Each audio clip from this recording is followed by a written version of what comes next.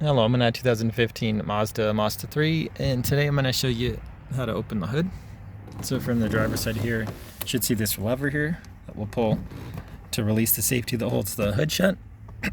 If this is just completely loose, I'd double check that this cable is still attached. If that's not attached, you might need to address that.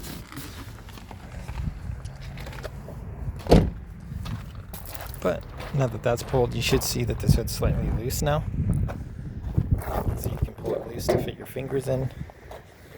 And then here, we're going to push this lever and lift. So push and lift.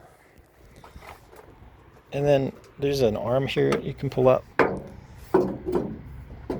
Sorry for the camera work, but now this arm is holding it up. This is what that lever looked like. Make sure nothing's bent or broken, no debris stuck in here that needs cleaned up. And if it's sticking a lot, you can spray some WD-40 to loosen it. Also make sure this isn't bent or broken. Same, make sure your hood's in proper alignment too, because if the hood's crooked, that could cause you issues. But I hope this was helpful. Hope you have a wonderful day.